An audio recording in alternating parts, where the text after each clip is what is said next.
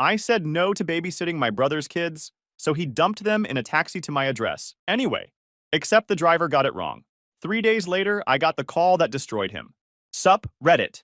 My brother tried forcing me to babysit by shipping his kids to my apartment in a taxi after I explicitly said no. The driver delivered them to the wrong address. 3 days later, when Tyler finally checked on them, everything imploded. What followed was the most comprehensive family destruction I've ever witnessed. Strap in. I'm Natalie, 32 female, and I learned something crucial at 32. Some people genuinely believe blood relation equals unlimited access to your time, energy, and sanity. My brother Tyler, 35 male, was the poster child for this delusion. For context, I work as a freelance technical writer specializing in software documentation and user manuals. The pay's solid, cleared 6 figures last year, and the hours are flexible. I answer to nobody except deadlines and clients who actually respect professional boundaries. Built this career from absolute scratch after 6 years of corporate hell, and I guard my time like it's made of platinum. My typical week involves client meetings, documentation projects, occasional site visits to understand software before writing about it. It's demanding work that requires focus, concentration, and zero interruptions. Can't write coherent technical documentation while watching toddlers destroy your apartment.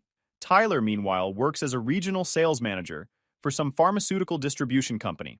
Makes decent money, probably $90,000 with bonuses, has 2 kids with his wife Vanessa, and somehow convinced himself that his life challenges automatically become everyone else's emergency. Specifically, my emergency. Always mine, never anyone else's. See, Tyler had this whole worldview where his problems mattered more because he had kids. Single people, especially single women, were just floating through life with infinite free time and zero real responsibilities. In his mind, I sat around eating bonbons between work projects, desperately waiting for opportunities to feel useful by serving his family. The babysitting requests started innocently about 4 years ago, right after Owen was born. Hey Nat, can you watch the kids for a few hours? Vanessa has a postpartum checkup, and I've got this critical meeting. Fair enough, I'm the aunt. They're cute kids. Couple hours won't kill me. Family helps family, right? But requests have this nasty habit of expanding like mold in a damp basement. Few hours became full days. Full days became weekends. Weekends became emergencies. That mysteriously happened every other week with suspiciously convenient timing. The goalposts moved so gradually, I didn't notice until I was basically working a second unpaid job. I started documenting patterns around year 2. Tyler would text, asking for help on Friday afternoons, always after I'd mentioned weekend plans at family dinners. Vanessa would call during my stated work hours, asking if I could just swing by to watch the kids during crucial project deadlines.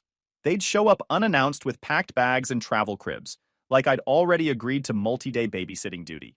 The manipulation was sophisticated. They'd frame requests as desperate last-minute needs, but I'd later discover these were planned weeks in advance. Tyler would mention surprise work trips that turned out to be golf weekends with clients. Vanessa's emergency appointments were spa days with friends. Neither bothered lying convincingly because they assumed I wouldn't question family. My friend Jordan, who worked at the same medical complex as Vanessa's supposed appointments, eventually confirmed what I'd suspected. Half those emergency doctor visits were actually booking slots for couples massages and wine tastings. They were using me as free childcare while pretending it was medical necessity. The entitlement reached peak absurdity about 6 months ago. Thanksgiving dinner at our parents' house, whole family gathered around the table. I mentioned being swamped with a major project for a German automotive client. 6-week deadline, technical manuals for their new diagnostic software, huge contract that could lead to more work. Tyler barely looked up from his plate. That's cool. Hey, Vanessa and I were thinking about taking an anniversary cruise in January. 2 weeks in the Caribbean. You could watch Lily and Owen, right? School's in session, so you just need to do drop-offs and pickups. Not asking. Announcing. Like he'd already booked it. No, I said simply. Everyone went quiet. You'd think I'd announced I was joining a cult from their reactions. What do you mean, no? Mom asked. That particular tone she uses when someone's breaking unwritten family rules. I mean I'm not available. I'll be finishing that automotive project and starting another contract immediately after. Tyler laughed like I'd told a joke. Come on, Nat. You work from home. You can write and watch kids at the same time. This is what people who've never done focused creative or technical work genuinely believe, that you can simultaneously produce complex documentation requiring research, precision, and concentration, while preventing small children from electrical outlets and cleaning up juice spills. No, I can't, I replied. And I'm not available. Vanessa chimed in then, voice sweet with underlying steel. We really need this trip. Marriage counseling suggested we reconnect as a couple. Don't you want us to stay together? For the kids? Using their marriage stability as emotional leverage. Bold strategy. You have 2 months to find childcare, I said. I'm sure you'll figure something out. Dinner got awkward after that. Dad tried changing the subject. Mom gave me disappointed looks. Tyler and Vanessa whispered to each other, shooting glances my way. They'd expected easy agreement and were visibly thrown by actual resistance. The guilt campaign started the next day. Text from Mom. Your brother really needs this. Can't you be flexible just this once? Text from Dad. Family sacrifices for each other. That's what we do. Text from Tyler. Seriously? You're going to let my marriage fall apart because you can't take 2 weeks off? I didn't respond to any of them. That's when they ramped up to full manipulation mode. Vanessa called crying about how their relationship was falling apart, how they'd already booked the cruise based on my implied agreement from previous babysitting, how I was being cruel and selfish. Tyler sent long paragraphs about family obligation, about how some people prioritize their loved ones while others care only about money and work. The thing is, I'd heard variations of this script dozens of times. The emotional manipulation playbook was getting worn out. Cry about marriage problems. Imply I'm selfish. Suggest real family would help make their poor planning into my emergency. Rinse, repeat. I blocked them both for a week just to get peace. When I unblocked them, they'd apparently gotten the message, or so I thought. The texts stopped. The guilt trips ceased. I assumed they'd found alternative childcare or canceled their trip. Should have known better. 3 weeks before my planned vacation, I sent a family group text reminder. Just confirming. I'm off completely from March 15th to 22nd, finishing projects early and taking my first real break in 18 months. Phone will be on silent, except emergencies. Looking forward to doing absolutely nothing. Clear communication, explicit boundaries, advance warning. Everything you're supposed to do. Tyler responded with a thumbs up emoji. Vanessa sent back a have fun. Mom replied about planning a lunch when I got back. Everything seemed normal and reasonable. The week before my vacation arrived with perfect timing. Wrapped up 2 major projects, invoiced clients, set up autoresponders, cleared my calendar, had this whole plan to sleep until noon, read books I'd been accumulating for months, cook elaborate meals, basically hibernate like a bear with good Wi-Fi. 3 days before vacation started, the Monday before, Tyler called. I almost didn't answer because I was in the middle of the final client reviews, but the timing felt pointed. Hey, he started, way too casual. So Vanessa and I worked things out. Decided to take that trip we mentioned. We're thinking of leaving Thursday, getting back the following Sunday. The kids can stay with you, right? Since you're free anyway. My brain did this weird pause, where I genuinely couldn't process what I'd just heard. Like he'd spoken in another language, or said something so absurd. My comprehension centers shut down. No, I said when my speech function rebooted. What? I'm not babysitting. I have plans. Plans? Nat, come on. You literally just told everyone you're staying home doing nothing. It's not like you're going somewhere. This is the thing about people like Tyler. They hear your plans, even explicitly stated plans, and immediately downgrade them to nothing if those plans interfere with their convenience. Staying home for vacation means nothing important is happening. Working from home means you're available anytime. Being single means your time is automatically less valuable than theirs. Doesn't matter what my plans are, I replied, working very hard to keep my voice level. The answer is no. I sent that reminder 3 weeks ago specifically so everyone knew I was unavailable. You're being ridiculous. They're your niece and nephew. Don't you want to spend time with them? Want to and available to are very different things. This is my vacation. My time off. Time I'm taking specifically to not be responsible for anyone else. The conversation devolved predictably. I was being selfish. Didn't I care about their marriage? Didn't I want to spend time with my niece and nephew? When would I stop being so self-centered and start acting like family? I let him finish his tantrum, counting to 10 mentally before responding. Tyler, I've babysat for you approximately 60 times in the last 2 years. I've canceled plans, rearranged work, sacrificed weekends. I'm not being selfish. I'm being unavailable. Those are different things. This is different. This is important. My vacation is important to me. It's 1 week, Natalie. 1 week to help your brother save his marriage. Here's the manipulation formula Tyler always used. Make his poor planning into my moral failing position, every request as a crisis only I could solve. Frame any refusal as me choosing selfishness over family love. It had worked dozens of times before because I hadn't recognized the pattern. The answer is no, I repeated. Find other childcare. You have 3 days. Fine, fine. Don't help. See if anyone helps you when you need something someday. He hung up. That was Monday. By Tuesday afternoon, the guilt campaign started escalating into advanced manipulation territory. Text from Vanessa. I can't believe you'd let our marriage fall apart over 1 week. We've already paid for the cruise. Non-refundable. Tyler told me you'd agreed to help. Text from Mom. Your brother is really hurting right now. Their marriage is in trouble and they need this time together. Can't you be flexible? Text from Dad. Disappointed in your attitude lately. Family sacrifices for each other. That's what we do. Text from Tyler. Long paragraphs about how he'd always been there for me, citation needed, about how some people prioritize loved ones while others care only about themselves, about how when he had kids, I'd understand real responsibility. The group chat got ugly. Tyler posted a long message about how marriage takes work, how couples need support from family, how it was sad that some people valued their alone time more than helping relatives in need. Never named me directly, but everyone knew the target. I didn't respond to any of it. Not the texts, not the calls, not the passive-aggressive group chat messages. Engaging would just add fuel. Some people mistake silence for weakness or guilt. They think if they just push hard enough with the right emotional buttons, you'll eventually cave. Tyler was about to learn a very expensive lesson about assumptions. Wednesday passed quietly. Too quietly. The text stopped. The calls ceased. I figured they'd either found alternative childcare or canceled their trip. Made sense. 3 days wasn't much time to arrange backup plans Thursday morning. Official day 1 of my glorious vacation. I woke up naturally around 9 a.m. No alarm, no immediate obligations, no urgent client emails. Made elaborate breakfast with actual time to enjoy it. Set up my reading corner with the stack of books I'd been collecting. Lit candles. Put phone on Do Not Disturb, except for favorites list. This was it. This was the piece I'd been working toward for 18 months straight. 7 days of absolutely nothing productive and zero guilt about it. What I didn't know was that somewhere across the city that same Thursday morning, Tyler had reached his breaking point with the concept of no. He'd decided that if I wasn't going to help willingly, he'd just make it happen anyway through force of will and creative problem solving. His plan was simple in that special way.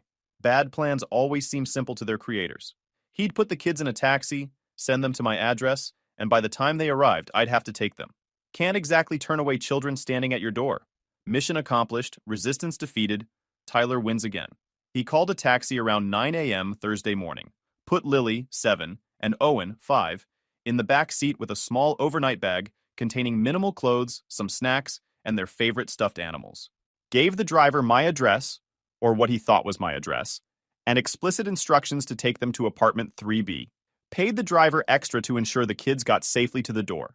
No note, no text, no phone call to me. Just shipped them like Amazon packages and assumed they'd arrive, get accepted, and everyone would move on. In Tyler's mind, this was clever problem solving.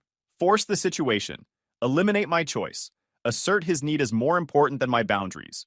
But here's where Tyler's master plan hit its first catastrophic snag. He mixed up my address. I live at 1847 Maple Street, apartment 3B. He told the driver 1487 Maple Street transposed numbers. Completely different street in a completely different neighborhood about 4 miles away. The taxi driver, either through his own error or Tyler's unclear instructions or just bad luck, took this information and plugged it into his GPS. Never questioned it, never called to confirm, never thought to verify that he was dropping young children at the right location. Just followed the GPS to 1487 Maple Street and pulled up to the curb. There was a small house there with a neat yard and a woman outside gardening. Driver assumed this must be the right place. House matched the neighborhood description Tyler had probably given. He got the kids out, walked them to the sidewalk, made sure they had their bag, then drove away to his next fare. Just left them there. On a random sidewalk in front of a stranger's house. The woman gardening was named Helen, retired school teacher, lived alone in the house she'd owned for 40 years. She looked up from her roses to find 2 small children standing on her curb, looking confused and scared, small bag between them. Her first thought was that they were grandchildren of neighbors, visiting the wrong house by mistake. Happened sometimes in the subdivision. Kids got addresses mixed up, GPS sent people to similar numbers. Figured their parents or guardians were nearby and would realize the error any minute. But nobody came. Lily and Owen stood there uncertainly. Lily, being 7 and the responsible older sister, kept saying they were supposed to go to Aunt Natalie's house, but didn't know the exact address or my last name or phone number. Owen just clutched his stuffed dinosaur and looked ready to cry. Helen did what kind people do when confused children appear. She approached slowly, spoke gently, asked if they were lost. Both kids nodded. She asked if they knew their parents' phone numbers. Lily rattled off a number that turned out to be Tyler's office line. Disconnected because he'd changed jobs 6 months ago, Helen brought them inside, gave them juice boxes and cookies, turned on cartoons, called the number Lily had given but got the automated disconnect message. Tried searching for Natalie in the local directory, but there were hundreds. Kids couldn't remember my last name, kept just saying Auntie. She figured someone would come looking soon. Parents would realize kids hadn't arrived, retrace steps, find them. Happened all the time with confused deliveries and mixed-up addresses. So she waited and waited. Evening came. No parents, no frantic guardians, no police knocking. Just 2 increasingly frightened children who didn't understand what was happening. Helen made them dinner, set up her guest room, assured them their family was probably looking, and would find them soon. Friday passed the same way. Helen kept expecting someone to show up. Call the police. Something. She didn't call authorities herself because the kids seemed cared for. Clean, healthy, not abused, just lost. She kept thinking any minute their family would find them. Saturday came and went. 3 full days. 72 hours of 2 kids sitting in a stranger's house while their father presumably believed they were at my apartment, and I had absolutely no idea they existed in my vacation bubble. Helen was starting to seriously worry by Saturday evening. This wasn't a simple mix-up anymore. Something was genuinely wrong. She was planning to call police first thing Sunday morning if nobody showed up. Meanwhile, back at my apartment, I was living my best life completely oblivious to any of this.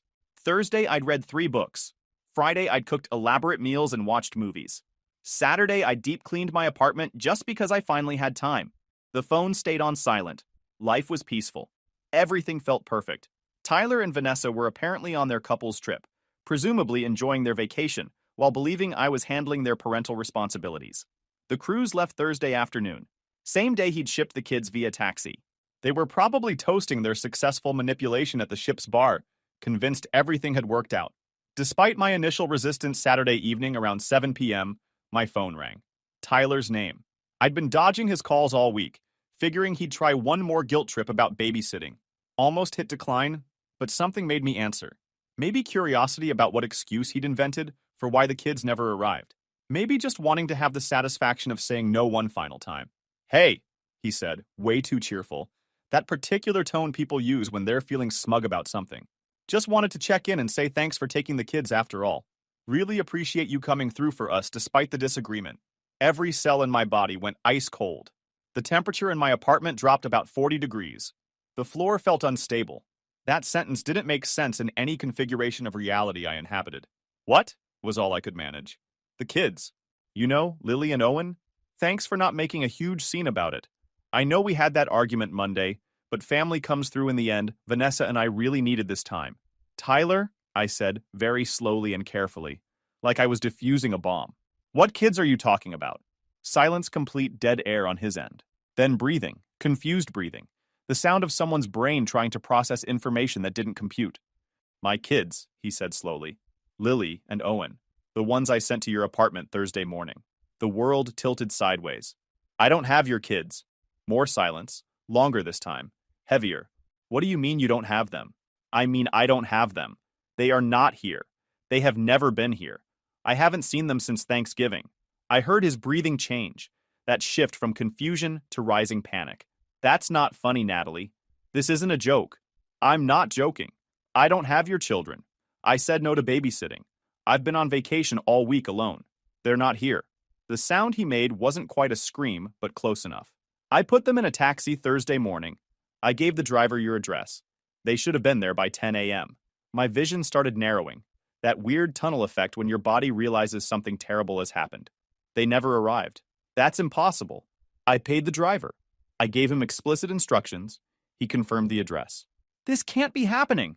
Tyler, listen to me very carefully. I don't have your kids. If you sent them Thursday morning, they've been missing for 3 days. That's when he started actually screaming. Thursday arrived. Day 1 of my glorious week off. I'd prepared everything perfectly. Meal prep done, books stacked on the coffee table, phone on silent except for genuine emergencies. Had this whole plan to do absolutely nothing productive and feel zero guilt about it. I woke up late, made elaborate breakfast, lit some candles, and basically lived my best introvert life. By evening, I was deep into a book when my phone buzzed with Tyler's name. Ignored it. He called twice more. I figured he was making one last desperate plea for babysitting duty. Whatever. He'd get over it. What I didn't know was that somewhere across the city, Tyler had reached his breaking point with the word no. He'd decided that if I wasn't going to help willingly, he'd just make it happen anyway. He called a taxi, put his kids, Lily, 7, and Owen, 5, in the back seat with a small bag of clothes, gave the driver my address and sent them on their way. No phone call, no text, no heads up. Just shipped them like Amazon packages and assumed they'd arrive. But here's where Tyler's master plan hit its first snag. He gave the driver the wrong address, mixed up a number, or the driver misheard, or something.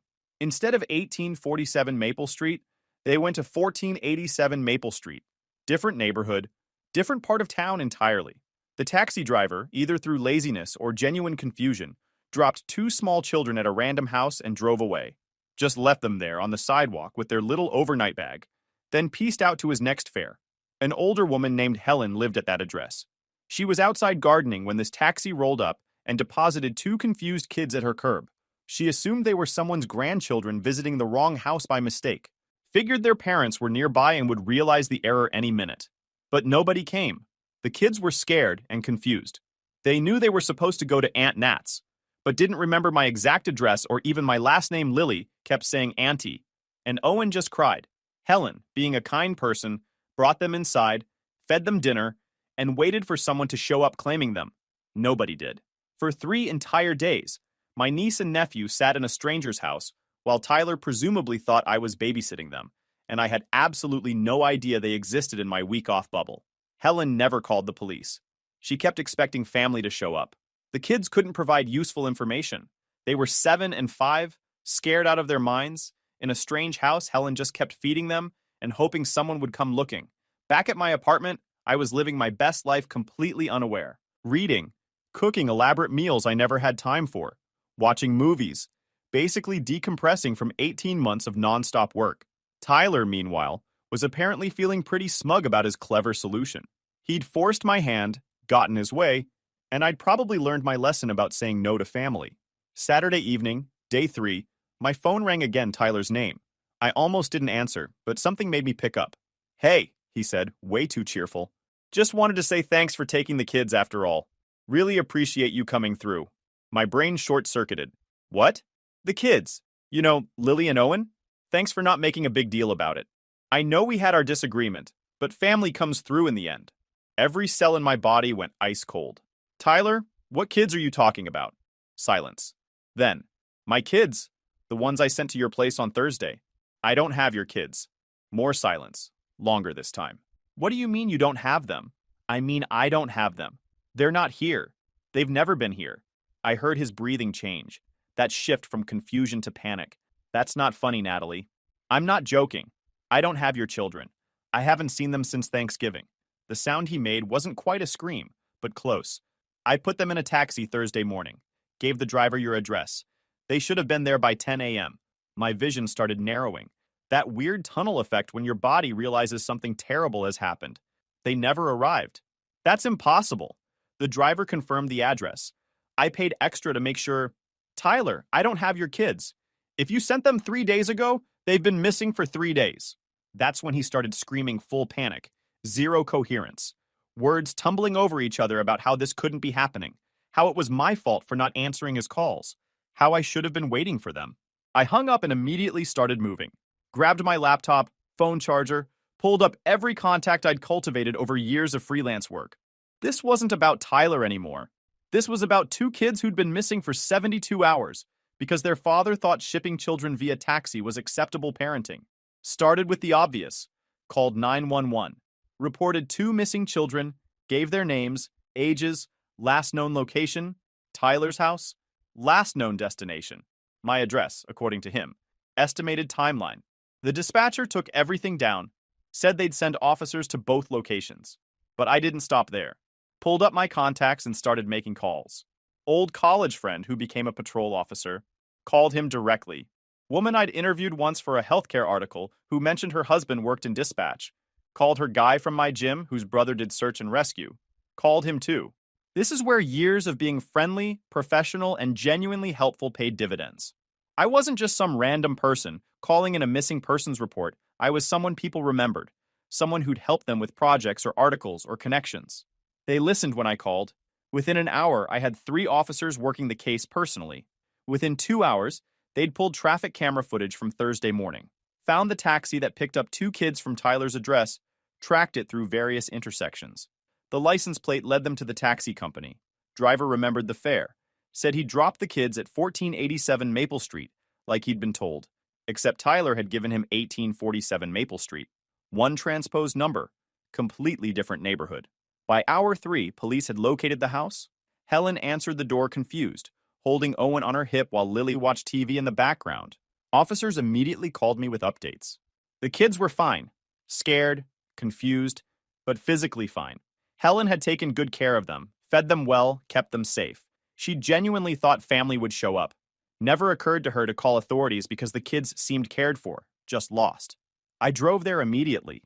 Seeing Lily and Owen in that strange house, looking small and terrified, made something crack inside my chest. They saw me and both started crying, running over, talking over each other, about how they'd been lost and scared, and didn't know where Aunt Nat went.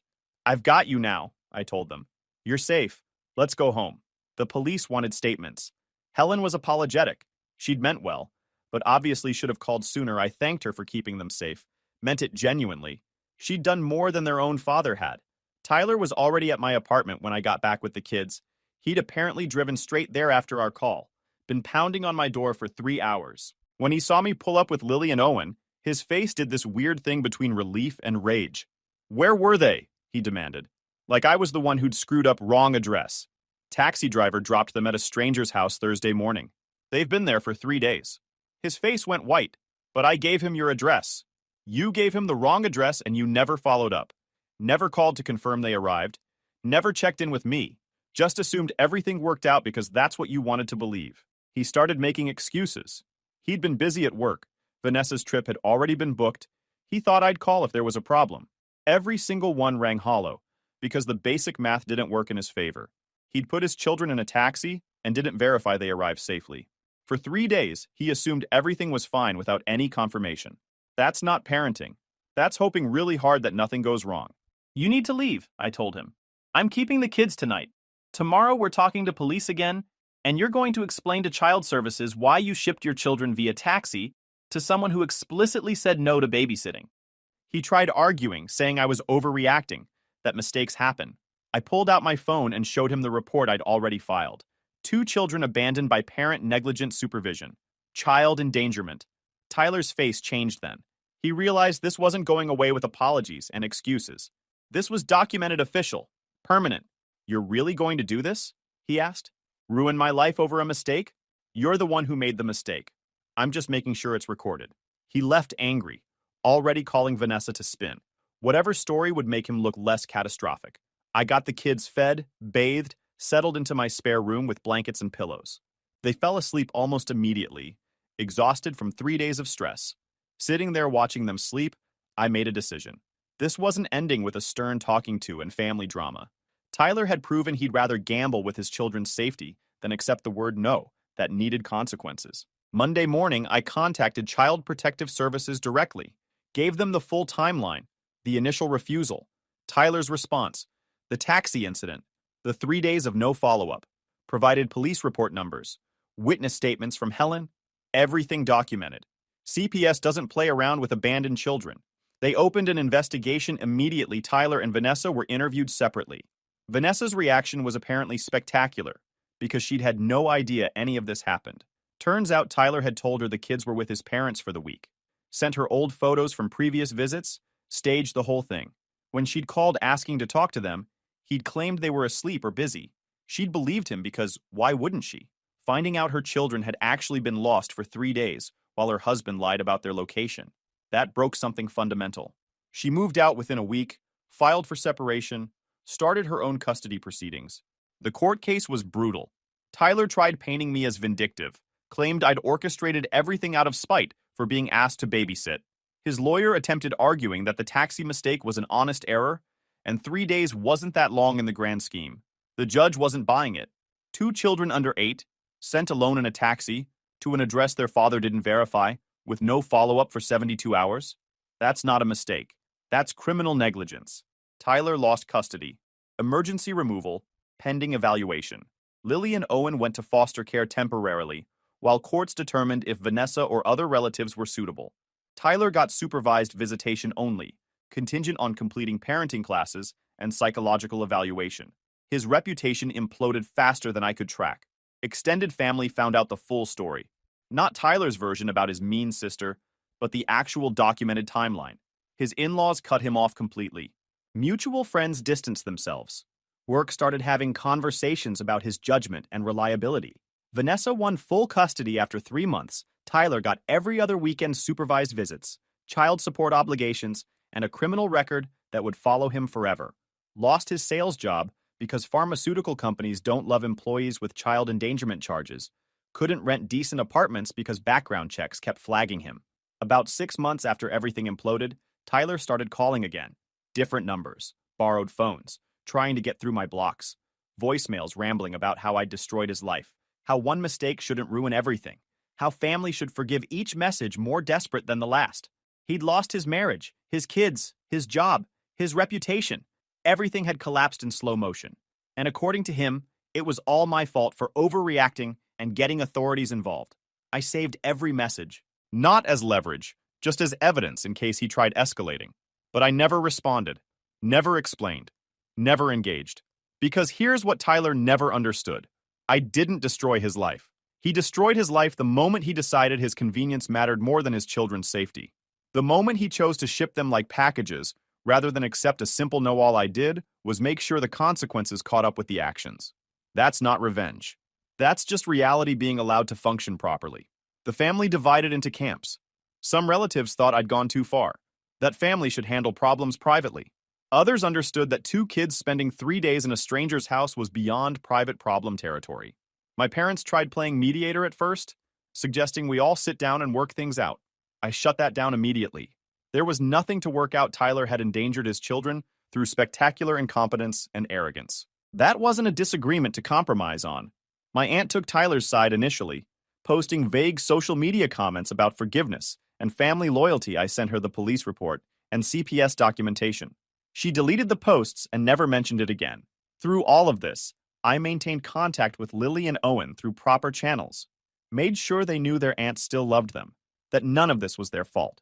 Vanessa was actually appreciative, said I was the only person who'd acted in the kids' best interest throughout the whole disaster. We've stayed friendly. She brings the kids to visit sometimes. They're doing better now, more settled. Lily doesn't flinch when cars pull up anymore. Owen sleeps through the night. Small progress, but it matters. Tyler tried one final manipulation attempt about a year after everything went down. Showed up at my apartment building, couldn't get past security, so he waited in the lobby until I came through. He looked rough, lost weight, clothes hanging loose, dark circles under his eyes. Tried the whole reformed act. He'd learned his lesson, gone through counseling, become a better person. Would I please speak to the courts on his behalf? Help him get custody back? No, I said, same as the first time. Natalie, come on. I've lost everything. Don't you think I've been punished enough? You haven't been punished at all. You've just experienced natural consequences. Those are different things. I'm begging you, I'm your brother. You stopped being my brother when you put your kids in a taxi, rather than respect a boundary. Blood doesn't make family, behavior does. Left him standing there. Security escorted him out when he tried following. He hasn't come back since. The thing about Tyler's story is that he never actually learned the lesson. Even now, years later, he tells anyone who'll listen that his vindictive sister destroyed his life over a simple misunderstanding. He's the victim in his version, the misunderstood father who made one tiny mistake. But the timeline doesn't lie. 3 days. 72 hours. That's how long he went without confirming his children were safe. That's not a mistake. That's a choice, made over and over again every time he didn't pick up the phone. People ask sometimes if I regret getting authorities involved. If I wish I'd handled it within the family to avoid the fallout. The answer's always the same. Absolutely not. Because family isn't about covering up dangerous behavior. Real family protects the vulnerable, holds people accountable, and prioritizes safety over convenience. Tyler wanted me to prioritize his convenience over his children's safety. That's not family. That's enabling. I've built a good life in the years since careers better than ever. Boundaries are solid. Relationships are healthier. Lily and Owen are thriving with their mom. Tyler's stuck in a studio apartment working retail and blaming everyone but himself. Some people would call that harsh. I call it appropriate. He gambled with his kids' lives because saying, "I'm sorry, I can't watch them," was somehow too difficult for him to process. Those kids spent 3 nights in a stranger's house because their father was too proud and too stubborn to accept a simple no. That's not a mistake you bounce back from. That's not something you smooth over with time and apologies. That's a fundamental failure that reveals who someone really is when they don't get their way. And the most satisfying part? I didn't have to do anything dramatic. Didn't have to plot revenge or sabotage anything. Just told the truth, documented everything, and let the system work the way it's supposed to. Tyler destroyed himself. I just refused to help clean up the mess. Last I heard, he's trying to reconnect with Lily and Owen now that they're older. They're not interested. Lily's 14 now, Owen's 12. Old enough to understand what their father did, old enough to choose. They chose not to have a relationship with someone who abandoned them in a taxi. Can't say I blame them. Some lessons stick forever. And sometimes the quietest revenge is just letting someone live with the consequences of their own actions while you move on and build something better. The kids are doing great, by the way. Lily wants to be a lawyer, says she wants to help kids like her. Owen's into computers, building his own systems at 12. They're smart, resilient, and surrounded by people who actually prioritize their safety.